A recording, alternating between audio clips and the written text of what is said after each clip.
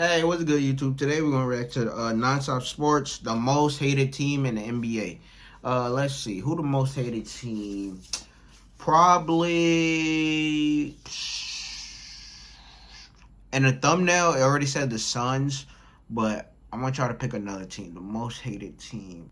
Other than the Suns, I'll say the Nets, I It's a guess. sign that you're doing something right. The Warriors were hated for being the most dominant team ever. Yep, the they Lakers was were hated. hated as soon as LeBron and AD joined forces. Facts. The same happened with the Brooklyn Nets and their overly dramatic superstars. Facts. Neither of those teams are the most hated NBA team right now. This title belongs to the Phoenix Suns. Oh, Who this deserve it Suns, with their okay. complaining, late game trash talking, ownership problems, overall pettiness, and everything in between. But how did the Suns become so despicable?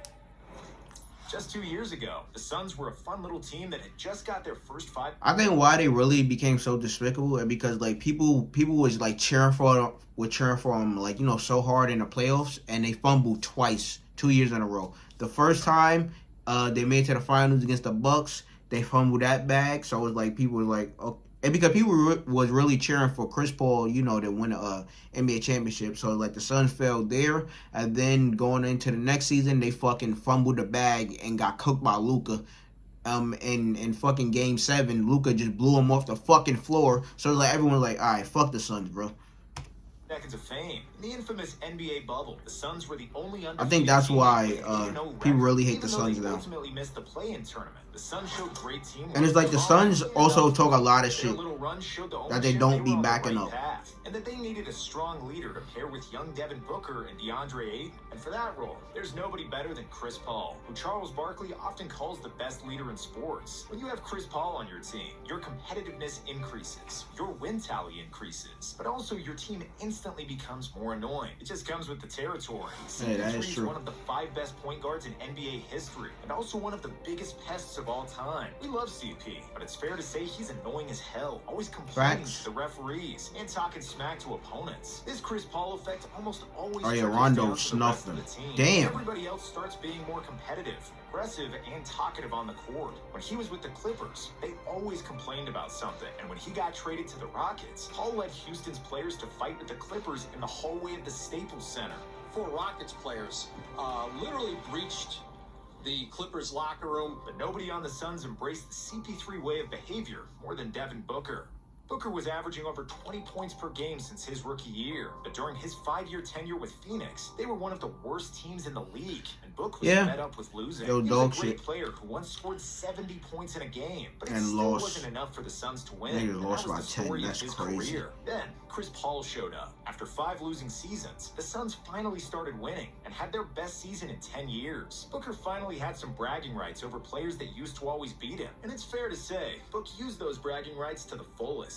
You often see him talk trash and hype himself up after big plays, which we usually welcome and love to see. But if you looked closely, most of those loud plays came after the Suns were leading. In the 2021 playoffs against the Nuggets, when they were up 3-0, Booker and the Suns started antagonizing Denver's players, and it all resulted in a big fight at the end of Game 4. In the next round, Book was again super loud with every bucket he scored against the short-handed Clippers. The Suns advanced to the finals, and Devin played great. But then, just when it seemed like the Suns would win the title, and that they would never shut up about it, Giannis had enough. Giannis The ended Bucks these won niggas, 4 bro. games in a row, secured the championship, and once again left the Suns empty-handed. Still, the 2021 finals trip only put more wood to the Suns' competitive fire and re-engaged their fighting spirit. Phoenix entered the 2022 season with the same team, and they were good. Yep. They were really good. With 64 wins, they had the winningest season in franchise history and the best record But in they the got league. smoked. Winning and acting cocky Luka surely felt good for the fans.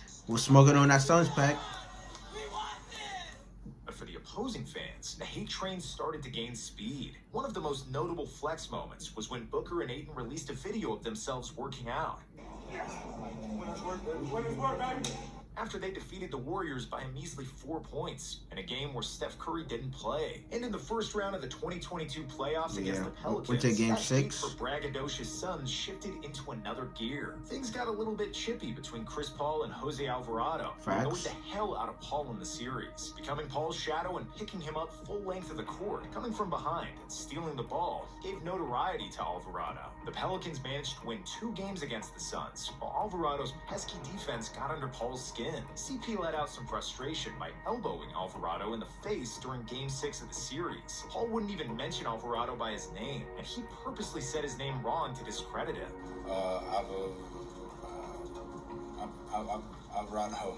Still, CP3 and the Suns won the series, but the Pelicans Disrespectful will remember the ass series. In the very next playoff round against the Dallas Mavericks, the Suns gained a vast majority of their current haters. Booker heavily provoked Doncic throughout the series. When asked about Luka's defense and targeting him in the pick and roll, Booker and Chris Paul looked at each other and laughed. It was 2-0 for the Suns at that point, and everything looked peachy. Talking all this shit. With 2 wins of his own. I swear the Suns is known for talking all this shit when they fucking leading, bro. When they leading, that's when they talk the most shit. 2-0 for the Suns at that point, and everything looked peachy. But Doncic responded with 2 wins of his own, proving that laughing about his defense wasn't really smart. But the Suns had no chill. They had to do it again. Probably one of the few guys in the league who like defense. It was Game 5 of the series, and it was a blowout game in the Suns' favor. Devin Booker drove to the basket and got fouled, after which he rolled all over the floor and mockingly named this move. After the game, as he was walking out of the tunnel, Luka famously shouted out Michael Jordan's phrase. Everybody acting tough when they up, bro. That's facts. That's facts. Hey, Luka, bro, he did those niggas dirty. But it was only an interlude to what was coming. For Game 7 and bro, that Game 7 was atrocious for the Suns. Every game of the series, but they dropped the ball so hard it nearly blew a hole in the ground. The Suns ended the first half with a 30-point deficit, and Luka scored as many points as the whole Suns team. Before the end of the third, Phoenix was down by 46 points, and it was the biggest embarrassment the NBA has ever seen in a Game 7. Bro, I didn't know what I was watching, bro. Luka special. The Mavs outscored them by 79 points. It was an extremely hard pill to swallow. It hurts. But as a team, we just have to own it. After this gigantic failure in the playoffs, we figured that the Suns would learn to shut up and play and not act like they won the league 5 times in a row. We were wrong. It turns out the whole world massively underestimated the Suns' ability to create drama and be obnoxious. In June of 2022, the Suns started the offseason with some DeAndre Ayton contract drama. Ayton didn't speak with the team for weeks, but ultimately the Suns decided to match Indiana's offer for Ayton, which kept the damn, that nigga chain big as fuck. But ultimately the Suns decided to match damn, nigga.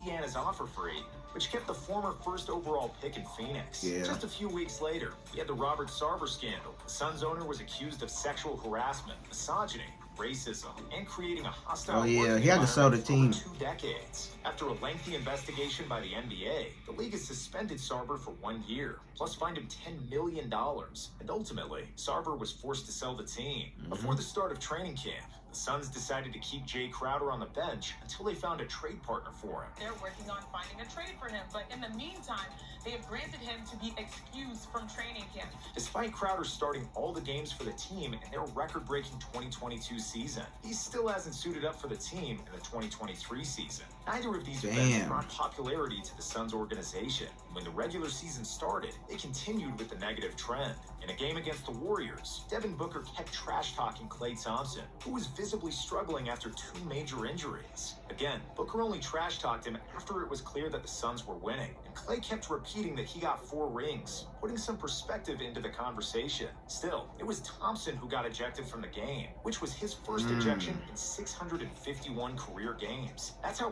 pissed off he was at Booker and the Suns. Fast forward a few weeks later, the Suns had a scuffle against the Knicks, and a bit after that, they had another one against the Lakers. Booker taunted Austin Reeves after a block, after which Patrick Pat Beverly Bev? and tripped Yeah, DeAndre Ayton. W-man. Served a 3-game suspension. Beverly said he'd push Ayton again if he got the chance. Beverly claimed it all began before the game started. I shake everybody's hand. I put my hand on DeAndre Ayton's hand, and he doesn't shake my hand. So something was brewing there from the beginning. Beverly's known for his pesky antics, but this time, the world was at his side, as nobody is a big fan of the Suns right now. But perhaps no other team hates the Suns as much as the Pelicans. New beef. Sure to retaliate after last year's The Pelicans loss. versus This time it was Suns. Alvarado who refused to say Paul's name in the interview. Bro, I want them to play in the playoffs so bad, and I hope Zion is healthy and BI, bro.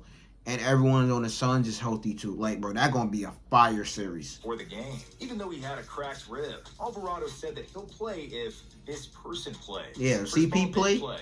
And he Alvarado made sure play. to give Alvarado's ribs a nice hit from the back, which surely didn't feel too good. Damn. But the Pelicans had the last laugh. The game was already decided in the final minute, and the Pelicans' Zion Williamson decided to stir the pot a bit Oh, yeah, more. the Suns gave 360? up on the play and just waited for the game to 360, be over. But Zion wanted to was put it a an windmill? exclamation mark on the Pelicans' victory, and he dunked the ball Yeah, 360 super hard. windmill. Of course, his windmill dunk sparked an altercation between both teams, and both benches cleared out and collided in the middle of the court. After the game, Zion apologized for his dunk, but it was clear that he didn't mean it, and that the Pelicans hate the Suns with gusto. That was a little out of character for me, but you gotta understand, they sent my teammates home last year. You know, I was in that locker room when my brothers were down because, you know, the Suns sent us home last year. That's a tough moment to be a part of, so. The Suns noticed this too. Ayton was on record saying that the teams are playing harder against them and with a chip on their shoulder. Well, DeAndre, part of that is because you were a good team, and the second part is because you were too loud. You talk too much and talk a lot of trash when you're up. It's easy to act tough when you're up, as Doncic famously proved. And unless the Suns start winning titles, they need to just shut up and dribble. If they don't, their antics will just annoy more people and make it super hard on themselves because they'll get everybody's best effort. You haven't won anything yet, Suns. Stop acting like you did. Maybe you won't be the most hated team in the NBA. Hey, that is facts. That is facts. The Suns act like they just three-peated or some shit. They need to just shut up, focus, make the playoffs, and then just, you know, just shut up and play basketball, bro, and try to win a chip, okay? But, hey, it seemed like the Suns, you know, it just seemed like a matter of time before the Suns start blowing shit up over there. They might trade Aiden during this season, by the trade deadline, or maybe, you know, after, because, bro, I don't know, I just feel like, you know, DeAndre Aiden trade is coming soon for the Suns. But, hey, you know, it is what it is. But the Suns is the most hated team in the NBA. So, hey, best of luck to him, man. Best of luck to him. But, you know, like, comment, subscribe, suggest anything else you want to interact with, you know, down below in the comments. But check out the next one.